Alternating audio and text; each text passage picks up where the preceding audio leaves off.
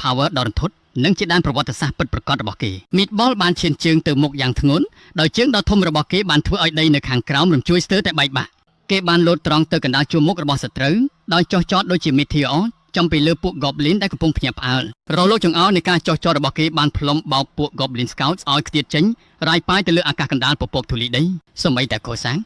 ក៏មើលពីចម្ងាយទាំងភ្ញាក់ផ្អើលលើការដោយសារតែកម្លាំងបុកទង្គិចដ៏ខ្លាំងក្លាអស្ចារ្យបែបនេះសសរធម្មពលនិងកំទេចកំទីយ៉ាងធំបានផ្ទុះឡើងយ៉ាងសាហាវចេញពីចំណុចបុកទង្គិចដោយកាត់ផ្ដាច់ឆ្លងកាត់ព្រៃឈើរលកបុកទង្គិចបានធ្វើឲ្យកោសិចអូសថយក្រោយដោយធ្វើឲ្យគេស្រែកឡើងដោយភាពធុញថប់ជាខ្លាំងចំពោះការបង្ហាញកម្លាំងបាយដ៏កាយសាហាវបែបនេះយូហ្យឹកបានក្រាបចុះពីក្រោយដុំថ្មធំមួយយ៉ាងលឿនដោយខិតខំកាំងភ្នែករបស់គេពីធូលីដីនិងថ្មដែលហោះហើរពេញអាកាសដោយដឹងខ្លួនឡើងវិញពីការតក់ស្លុតក្រុម Goblin ដែលនៅសេសសល់បានបាញ់ព្រួយពុលមកព្រមគ្នាម្ដងទៀតយ៉ាងប្រញាប់ប្រញាល់ព្រុញបានបុកចំទ្រូងទទេស្អាតរបស់យក្សប៉ុន្តែវារបកចេញពីស្បែកដ៏ស្ដុករបស់គេវិញយ៉ាងងាយខណៈពេលដែលគេនិយាយបែបធ្វើប្រងើយថាវារមាស់តាជាមួយនឹងបទបញ្ជារបស់ចៅហ្វាយដែលលន់លើក្នុងចិត្តយក្សរូបនេះបានលន់មាត់ឡើងវិញនៅបញ្ជាសាមញ្ញដើម្បីកំទេចការគំរាមកំហែងដោយលើកដៃដ៏ធំសម្បើមរបស់គេឡើងគេបានបញ្ចេញការវាយប្រហាររញ្ជួយប្រថុងពីជាច្រើនដៃ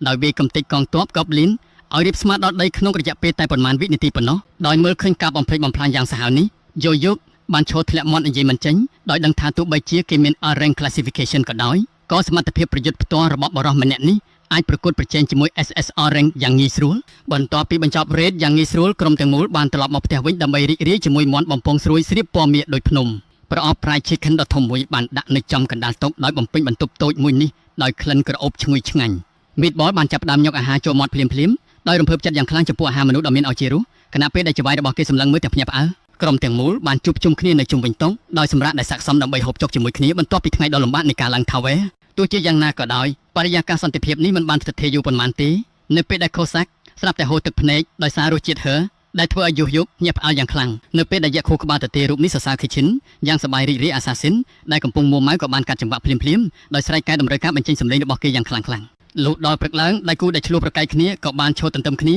ដោយត្រៀមខ្លួនរួចជាស្រេចដើម្បីប្រជុំមុខនឹងការប្រកួតប្រជែងបន្ទាប់ពលឺពណ៌ខៀវដ៏ចាញ់ចាំងនៃបណ្ដាញ Portal វេទមន្តបានដំណើរការដែលជាសញ្ញាបញ្ជាក់ជាផ្លូវការនៃការឈានជើងចូលជាន់ទី17នៃ Tower ដោយមានអារម្មណ៍ថា State Enhancement ដ៏ច្រើនសន្ធឹកសន្ធាប់កំពុងរត់កាត់រាងកាយរបស់គេចៅហ្វាយមានអារម្មណ៍ថារំភើបចិត្តយ៉ាងខ្លាំងរូបភាពសេះព្រៃនៅក្នុងខ្លួនបានដាស់ស្មារតីគេម្ដងទៀតដែលធ្វើឲ្យគេជឿជាក់ថាគេបានត្រៀមខ្លួនរួចរាល់ហើយដើម្បីចូលរួមប្រយុទ្ធដោយផ្ទាល់មុនពេលគេអាចឈានជើងបានមួយជំហាន Summon ដ៏ស្មោះត្រង់ទាំងពីររបស់គេបានរាំងផ្លូវគេភ្លាមៗដោយប្រាប់ចៅហ្វាយរបស់ពួកគេយ៉ាងម៉ឺងម៉ាត់ឲ្យនៅខាងក្រោយដោយសុវត្ថិភាពដោយព្រមទទួលយកទូនាទីរបស់ខ្លួនគេបានសម្លឹងមើលទៅលើគណៈពេលដែលផ្ទាំង System បានបង្ហាញមីសិនផ្លូវការនៃជាន់ទី17កំទេច Goblin Warriors ចំនួន30ក្បាលក៏លេចទៅមុខកងទ័ព Goblin Warriors ដ៏ធំដែលពាក់អាវក្រោះធ្ងន់ៗបានចូលរៀបជាជួរយ៉ាងមានរបៀបរខែលនិងអាវុធរបស់ពួកគេជះពន្លឺផ្លេកៗឆ្លុះបញ្ចាំងពីបរិស្ថានដ៏កាចសាហាវចុះយុគសម្លឹងមើលពួកគេយ៉ាងយកចិត្តទុកដាក់ដោយដឹងថាការឃើញពួកគេដោយផ្ទាល់គឺគួរឲ្យភ័យខ្លាចខ្លាំងណាស់ជាពិសេសដោយសារតែមានពួកគេយ៉ាងហោចណាស់90ក្បាលគេបាននឹកឃើញ strategy guide ទូទៅចេញពីវីដេអូ walkthrough ដែលណែនាំឲ្យដកថយទៅកាន់ safe zone សិនរហូតដល់កងទ័ព Goblin បែកខ្ញែកគ្នាទៅជាក្រុមល្បាតតូចៗដែលមានគ្នា 4-5 នាក់ដោយធម្មជាតិជំនួសឲ្យការធ្វើតាមវិធីសាស្ត្រដ៏គួរឲ្យធុញនិងខាតពេលវេលានោះចៅហ្វាយវ័យក្មេងបានសម្រេចចិត្តពឹងផ្អែកលើកម្លាំងថ្មីរបស់ខ្លួនហើយស្រែកហៅ Shield Warrior យក្សរបស់គេ Meatball បានងាកក្រោយមកវិញជាមួយនឹងទឹកមុខសាមញ្ញដោយស្ដាប់យ៉ាងយកចិត្តទុកដាក់ខណៈពេលដែលយូយុកចង្អុលទៅកាន់កងទ័ព Goblin ដ៏ធំសម្បើមនៅខាងមុខ Barbarian បានបញ្ចេញថាមពលផ្ទុះឡើងភ្លាមៗ Aura ពណ៌មាសបានផ្ទុះឡើងយ៉ាងសាហាវជុំវិញខ្លួនគេខណៈពេលដែលគេត្រៀមខ្លួនសន្ធប់ទៅមុខចូលទៅក្នុងជួរមុខរបស់សត្រូវជាមួយនឹងស្នាមញញឹមជឿជាក់យូយុកបានចង្អុលម្រាមដៃទៅមុខហើយចេញបញ្ជាឲ្យកំទេចពួកគេទាំងអស់ចោលដោយទន្ទឹងរង់ចាំយ៉ាងខ្លាំងថាតើផឹកថ្មីដ៏មានថាមពលប្រភេទណាកំពុងរង់ចាំគេបន្ទាប់ទៀតបេសកកម្មសម្រាប់ជាន់ទី17បានបង្ហាញនៅលើអេក្រង់ដោយតម្រូវឲ្យ Challenger រូបនេះកំទេច Goblin Warrior ចំនួន30ក្បាល Foam Goblin Warrior ដ៏ធំដែលមានអាវុធពេញដៃកំពុងឈររង់ចាំនៅក្នុងរូងភ្នំភ្លើងត្រៀមខ្លួនជាស្រេចសម្រាប់ការប្រយុទ្ធចំពោះមុខហ្វូងបិសាចអាវុធស៊ាំ Meatball រាងកាយកាយសម្ពុនទាំងបានឈរត្រៀមខ្លួនរង់ចាំតែបទបញ្ជារបស់ Master វាប៉ុណ្ណោះដោយទំនុកចិត្តពេញទំហឹងសាមញ្ញនៅគ្រាន់តែចង្អុលម្រាមដៃហើយបញ្ជាឲ្យសាមញ្ញរបស់ខ្លួនបោះសម្អាតពួកវាឲ្យអស់គ្មានសល់ដោយបញ្ចេញរលកភ្លេចបន្ទោយ៉ាងសន្ធោសន្ធៅ Meatball បានផ្លាស់ចុះចំកណ្ដាលហ្វូងសត្រូវតែម្ដងវាបានវាយកំទេចតំបន់ប្រយុទ្ធខាងមុខដោយកម្លាំងដ៏មហិមានិងបានបំបីក្បួនទ័ពរបស់ពួក Goblin ខ្ទេចខ្ទីគ្មានសល់ពួក Goblin ព្យាយាមរៀបចំការវាយបកវិញដោយស្ទុះទៅមុខទាំងលើកអាវុធឡើងខ្ពស់ប៉ុន្តែ Meatball មិនទាំងញញើតបន្តិចណាឡើយដោយបណ្ដោយឲ្យមុខកំបិតរបស់ពួកវាផ្លាតចេញពីស្បែកដ៏រឹងមាំរបស់វាដោយឥតន័យរាល់ពេលដែលវារវៃកណ្ដាប់ដៃដ៏ធំសម្បើមពួក Goblin Warrior ត្រូវបានផ្លាតហោះពេញអាកាសខណៈដែលការផ្ទុះបានលាន់លើកក្រៅពេញរូងភ្នំវាស្ទុះទៅមុខដូចជាកម្លាំងដែលមិនអាចរារាំងបានដោយបន្សល់ទុកនៅតានទាននៃការបំផ្លិចបំផ្លាញយ៉ាងដំណំ សូម្បីតែការប្រេះស្រាមនៃលំពេងដែលតម្រង់មកលើរូបវាក៏មិនអាចធ្វើឲ្យការសម្រុកទៅមុខយ៉ាងសន្ធោសន្ធៅរបស់វាយឺតយ៉ាវបានដែរសម្លឹងមើលពីចម្ងាយដោយសុវត្ថិភាព Summoners បានបាំងភ្នែកពីពន្លឺផ្ទុះដ៏ចាញ់ចាំងទាំងភ្ញាក់ផ្អើលនឹងទំហំនៃអំណាចមហិមានេះអ្នកប្រតិបត្តិការដែលតាមដានរ៉េបានប្រៀបធៀបកម្លាំងដ៏លើសលប់របស់ Meatball ទៅនឹងរថក្រោះកម្លាំងខ្លាំងដែលកិនកំទេចកង់ជួលធម្មតាយ៉ាងងាយស្រួលការជួលដំណឹងពី System បានលាន់ឡើងដោយប្រកាសថា Challenger រូបនេះទទួលបានជោគជ័យជាមួយនឹង Rank S++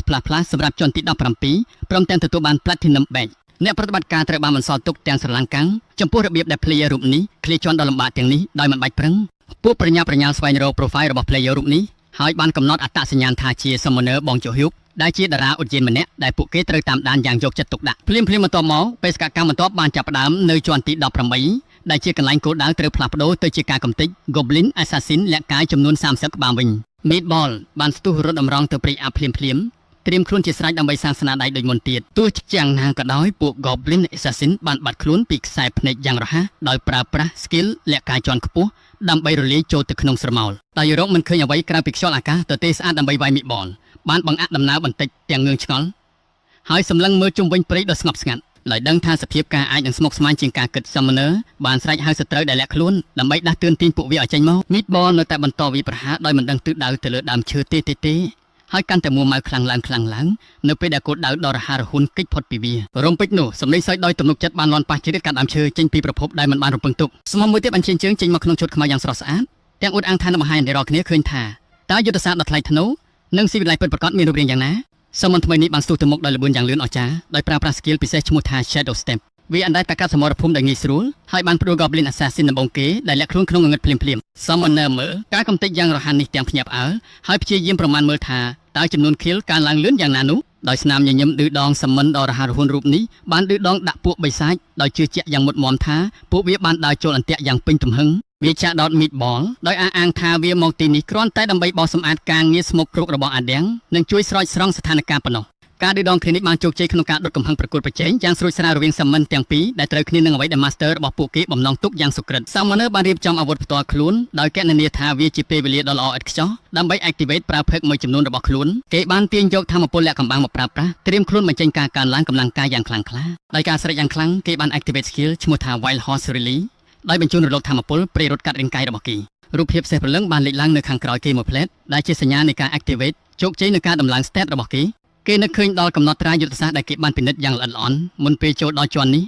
ដោយដឹងថាពួក Goblin ជាក់លាក់ទាំងនេះមានត្រឹមតែ skill លាក់កាយ level ទាបប៉ុណ្ណោះដោយផ្ដោតអារម្មណ៍ខ្សែភ្នែករបស់គេកាន់តែស្វាងច្បាស់នៅពេលដែលគេចាប់ផ្ដើមតាមដានតម្រុយរំញ័រតិចតួចដែលបន្សល់ទុកដោយបិសាចលាក់ខ្លួនគេនឹកឃើញដោយទំនុកចិត្តនៅការហ្វឹកហាត់យ៉ាងមុតមមជាមួយបច្ចេកទេស Shadow Step កាលពីជាន់ទី15ហើយត្រៀមខ្លួនយកវាមកសាកល្បងប៉ុន្តែនៅពេលដែលគេស្ទុះទៅមុខជើងរបស់គេបានជំពប់នឹងដីមិនរលុងធ្វើឲ្យគេបាត់បង់ចំហទាំងស្រុងគេបានដួលប្រៀបដូចជារមៀលចំពីលើក Goblin Assassin មួយក្បាលដែលកំពុងលាក់ខ្លួនរងចាំដោយសង្កត់វានៅខាងក្រោមដោយចៃដន្យសុទ្ធសាធការជូនដំណឹងពី System បានលេចឡើងនៅចំពោះមុខគេភ្លាមដោយបញ្ជាក់ថាការដួលដោយឆ្កងនេះពិតជាត្រូវបានរាប់ជាការ kill ជោគជ័យមែនទាំងអៀនទាំងធូរទ្រូងគេប្រញាប់ស្ទុះក្រោកឈរឡើងវិញភ្លាមដោយធ្វើពុតជាប្រៀបដូចជាអ្វីៗគ្រប់យ៉ាងបានប្រព្រឹត្តទៅតាមផែនការយ៉ាងល្អឥតខ្ចោះខណៈពេលនោះ Goblin Assassin មួយក្បាលទៀតបានស្ទុះចេញពីសមោលនៅខាងក្រោយគេដោយមុខកំបិតរបស់វាបញ្ចេញអូរ៉ាដ៏គ្រោះថ្នាក់មុនពេលវារកវាយប្រហារបានមុខកំបិតដ៏ស្រួចស្រាវបានផ្លេចបន្ទោកាត់ខ្យល់អាកាសដោយទប់ស្កាត់ការវាយប្រហារលួចលាក់នោះបានទាន់ពេលវេលា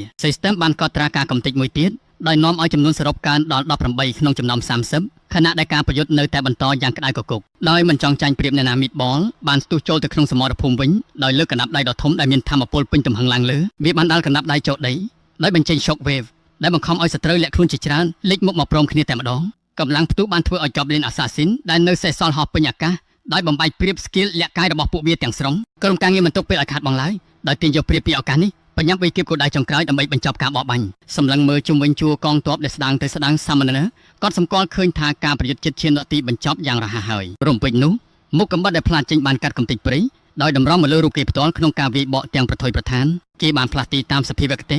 ដោយអនុវត្តការគេចខ្លួនការពារយ៉ាងរហ័សដើម្បីគេចពីការវាយប្រហារដែលមិនបានរំពឹងទុករ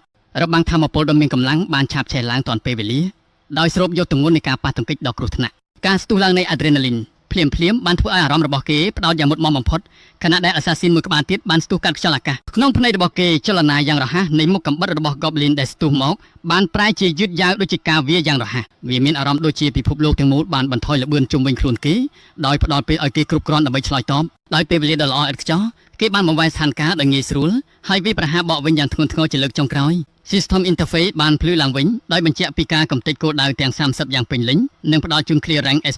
មួយទៀតព្រមទាំង Platinum ឯងនៅពេលដែលធូលីសមរភូមិបានស្ងប់ស្ងាត់ Summon ដ៏ស្រស់ស្អាតបានស្រែកសរសើរការវាយប្រហារចុងក្រោយដោយទទួលស្គាល់ពី Reflect ដ៏ស្រួចស្រាវរបស់ Master ពួក Summon បានប្រមូលផ្ដុំជុំវិញ Master របស់ពួកគេប្រារព្ធពិធីជ័យជំនះដ៏ឥតខ្ចោះខណៈដែលការសាកល្បងបានឈានដល់ទីបញ្ចប់ត្រឡប់ទៅមជ្ឈមណ្ឌលបញ្ជាវិញនាយកប្រតិបត្តិការបានសម្លឹងមើលអេក្រង់តែមិនជឿភ្នែកទាល់តែសោះចំពោះលទ្ធផលដ៏អស្ចារ្យនេះមន្ត្រីជាន់ខ្ពស់បានប្រមូលផ្ដុំគ្នានៅជុំវិញ Terminal ដើមដែលស្រឡាំងកាំងទាំងស្រុងចំពោះសមិទ្ធផលដែលមិនធ្លាប់មានពីមុនមកដែលកំពុងកើតឡើងនៅចំពោះមុខពួកគេដឹងថាអ្នកការកំណត់ត្រាលាក់មុខរូបនេះទើបតែសម្រេចបាននូវការ Clear Rank S++ ជាប់គ្នា18លើកយ៉ាងមិនគួរឲ្យជឿអ្នកគ្រប់គ្រងដឹកនាំបានចង្អុលបង្ហាញថាការបង្ហាញអត្តសញ្ញាណរបស់ player រូបនេះទៅកាន់សាធារណជននាពេលនេះគឺជារឿងដ៏គ្រោះថ្នាក់បំផុតលោកបានបញ្ជាក់ធ្ងន់ថាបងជូយុឥឡូវនេះគឺជាទ្រព្យសម្បត្តិដ៏មានតម្លៃដែលត្រូវការការគ្រប់គ្រងយ៉ាងផ្ចិតផ្ចង់ជាងក្រុម elite របស់ពួកគេទៅទៀតការផ្សាយព័ត៌មានបែកធ្លាយបានវាយប្រហារលើរលកអាកាសភ្លាមដោយរាយការណ៍ពីការផ្លាស់ប្ដូរដ៏ធំធេងថ្មីមួយនៅក្នុងសហគមន៍អ្នកឡើងប៉មអ្នកអានព័ត៌មានបានបញ្យល់ថា player level 19ដ៏អាចកំបាំងរូបនេះបានតាក់ទាញអារម្មណ៍ប្រទេសទាំងមូលដោយសរសេរប្រវត្តិសាស្ត្រឡើងវិញនៃ Black Tower លុះក្រោយមក Hunter ជើងចាស់ Cossack បានដកដង្ហើមធំទាំងល្វើយខណៈពេលកំពុងពិភាក្សាអំពីស្ថានភាពនៅឯទីស្នាក់ការកណ្ដាល Summoner បានសួរថាមានរឿងអ្វីកើតឡើងដែលធ្វើឲ្យ Cossack ងើបមុខមើលទៅគេដោយទឹកមុខមាំមួននិងមើងម៉ាត់បំផុត Cossack បានសារភាពថាល្បឿនដ៏លឿនអស្ចារ្យដែល Summoner ក្មេងរូបនេះកំពុងយល់ដឹងពីចំណុចខ្លាំងពីកំណើតរបស់គេគឺជារឿងដ៏គួរឲ្យភ័យខ្លាចពិតប្រាកដមែនបងយោជុកបានចង្អុលមកខ្លួនឯងទាំងមិនជឿហើយសើចទាំងភ័យដោយគិតថាវាប្រកាសជាការលេងសើចហើយគេបានបកដៃទាត់ចោលបែបលេងសើចដោយកាត់បន្ថយសមត្ថភាពរបស់ខ្លួនហើយជឿជាក់ថាគ្មានផ្លូវដែលគេមាន talent កម្របែបហ្នឹងនោះទេកូសាក់នៅតែរក្សាខ្សែកែវភ្នែកមើងម៉ាត់ដោយព្រមានគេថាចលនាគ្មានចន្លោះប្រហោងដែលគេបានបង្ហាញនៅចុងបញ្ចប់នោះគឺជាអ្វីដែលសូម្បីតែ Hunter level ខ្ពស់ក៏ពិបាកនឹងធ្វើតាមដែរដែលធ្វើឲ្យការលូតលាស់យ៉ាងរហ័សរបស់គេជារឿងគួរឲ្យស្ញប់ស្ញែងនិងគ្រោះថ្នាក់បំផុតកូសាក់បានបន្តការព្រមានរបស់ខ្លួនដោយរំលឹក Summoner ក្មេងអំពីសន្យា Snow ដែលពួកគេបានធ្វើតាំងពីដំបូងគឺត្រូវផ្ដល់អាទិភាពលើសុវត្ថិភាពនិងការការពារខ្លួនឯងជាចម្បងលើសពីអ្វីៗទាំងអស់ Summoner បានងក់ក្បាលយល់ព្រមយ៉ាងរហ័សដោយធ្វើឲ្យគេកក់ក្ដៅចិត្តថាគេគ្មានបំណងទាល់តែសោះក្នុងការប្រថុយប្រឋានមិនចាំបាច់ឬធ្វើអ្វីដែលប្រហើននោះទេទោះបីជាមានការបញ្ជាក់បែប